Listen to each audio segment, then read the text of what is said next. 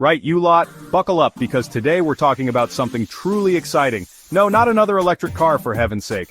We're diving headfirst into the exhilarating world of turbochargers and superchargers. These ingenious devices are the mechanical equivalent of a double espresso shot for your engine. We're talking more power, more oomph, more of that glorious guttural roar that separates the men from the boys. Over the next few minutes we'll uncover 5 astonishing facts about these mechanical marvels. We'll delve into their history, their differences, and how they can transform even the most mundane of vehicles into fire-breathing monsters. Welcome to our channel.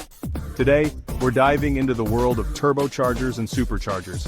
Get ready to discover 5 unknown facts about these powerful engine boosters. Now let's settle this age-old debate: turbochargers versus superchargers. Imagine them as 2 brawlers in a pub, both vying for the title of King of Boost. In the red corner, we have the turbocharger. This cunning devil uses exhaust gases, which are usually wasted, to spin a turbine that forces more air into the engine. Think of it as recycling, but instead of cardboard boxes, you get a hefty dose of horsepower.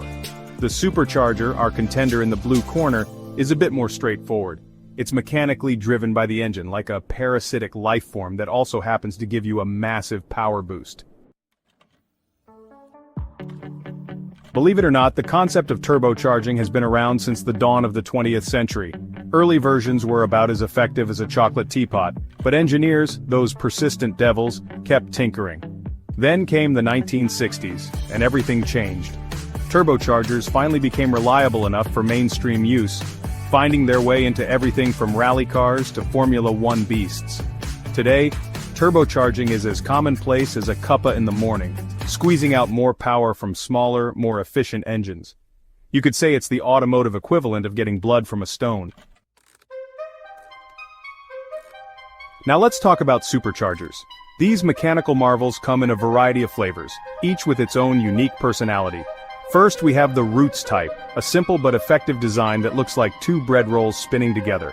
They're known for their instant throttle response and that iconic whining sound like a banshee on payday. Next up, the twin-screw supercharger. More complex but more efficient, it's like the sophisticated older brother of the Roots. Then there's the centrifugal supercharger, which uses a high-speed impeller to cram air into the engine. It's the most efficient of the bunch, but it lacks the instant punch of its siblings. Turbo lag. The Achilles heel of turbocharging. Imagine putting your foot down and nothing. Then suddenly a surge of power throws you back in your seat. That's turbo lag, my friends. It happens because turbochargers rely on exhaust gas flow to spin up the turbine. At low engine speeds, there's not enough gas to get the party started immediately. It's like waiting for a kettle to boil when you're desperate for a cuppa. Thankfully, modern technology is slowly but surely banishing turbo lag to the history books. Variable geometry turbos, twin-scroll turbos, even anti-lag systems. It's enough to make your head spin faster than a turbo at full boost. Now you might be thinking, superchargers sound brilliant, why bother with laggy turbos? Well, my friend, there's always a catch.